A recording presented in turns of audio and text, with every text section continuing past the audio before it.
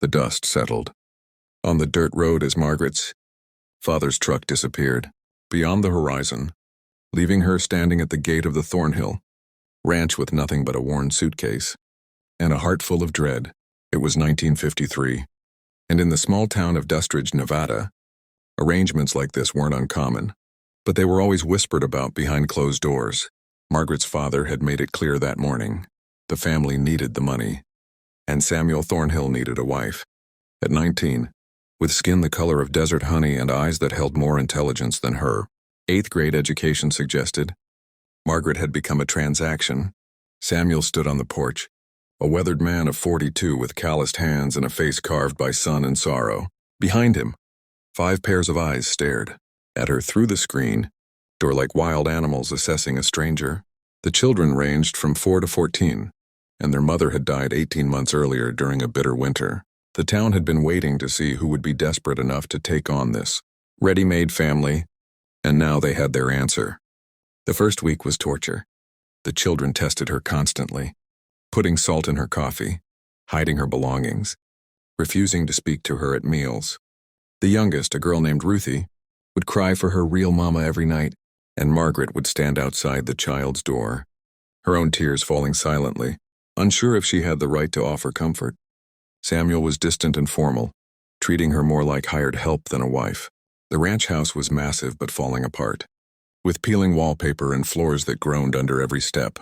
Margaret threw herself into work, rising before dawn to prepare breakfast, tending the vegetable garden, mending clothes by lamplight until her fingers bled. The town ladies would drive by slowly, their necks craning to catch a glimpse of her through the windows, their judgment thick as the summer heat. At the general store, conversations would stop when she entered. She heard the whispers, too young, too pretty, too ambitious for her station. They were waiting for her to fail, to run back to her father's house in shame, to prove that you couldn't buy devotion with a marriage certificate and a promise of 3 meals a day. But Margaret had something they didn't account for. She had been unwanted her whole life, passed over, told she was too much and not enough all at once.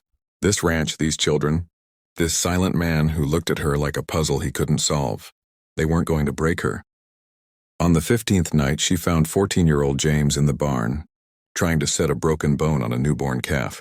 His hands were shaking, and she could see the fear in his eyes that he'd lose another animal, another piece of the ranch his mother had loved. Without a word, Margaret knelt beside him, her hand steady as she guided his, teaching him the technique her grandfather had shown her years ago. They saved the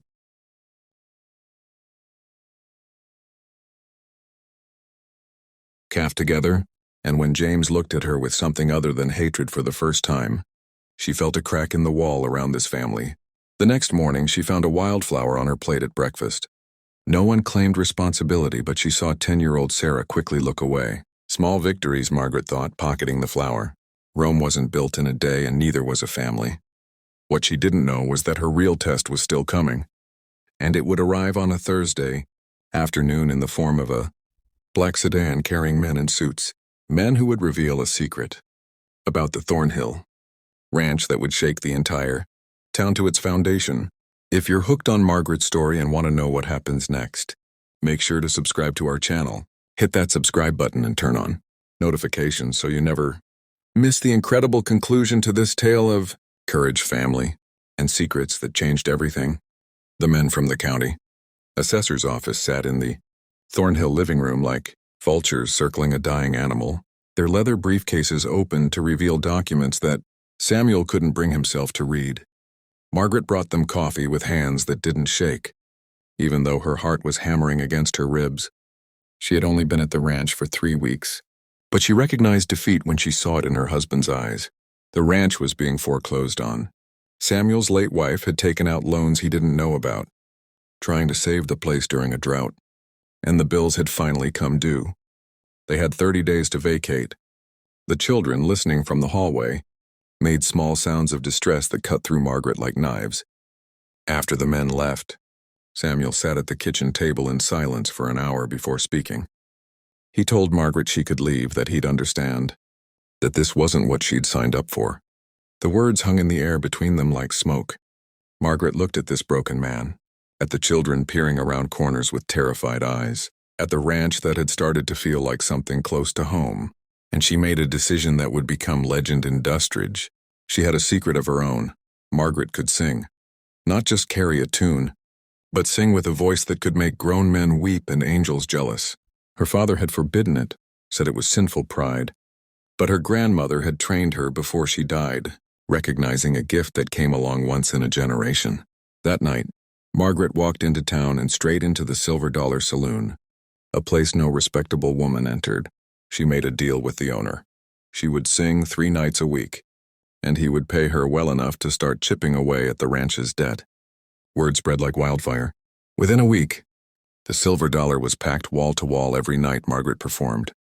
People came from 3 counties over to hear the young bride of Samuel Thornhill sing songs that spoke of longing and hope and heartbreak so beautiful it felt like prayer. The town ladies who had whispered about her were now in the audience, dabbing at their eyes. Margaret sang blues and gospel and country ballads, her voice wrapping around every note with an aching authenticity that came from lived pain. The money started coming in, slow at first, then faster.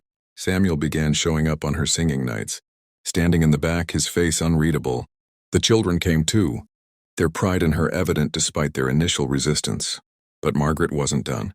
She organized a benefit concert calling in every favor, shaming the wealthy ranchers and businessmen who had ignored Samuel's plight. She stood on that stage and told the truth, that everyone needed help sometimes, that community meant showing up when it was hard, that the Thornhill children deserved to keep their home. She sang until her voice was raw, and when the last note faded, the crowd sat in stunned silence before erupting in applause that shook the rafters. They raised enough money that night to save the ranch and pay off the debt. Samuel cried for the first time since his first wife died, and Margaret held him while his children surrounded them both. The town that had judged her, whispered about her, waited for her to fail, now called her a miracle. But Margaret knew the truth. She wasn't a miracle. She was just a girl who had been given away, like property, and decided to write her own ending instead. Years later, people would still talk about the night.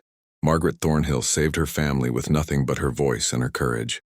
The ranch thrived, the children grew up strong and loved, and Samuel looked at his second wife with a devotion that grew deeper every day. And Margaret, the girl who had arrived with nothing but a suitcase and a wounded heart, had found something she'd searched for her whole life, a place where she belonged, a family who chose her back, and a voice that could move mountains.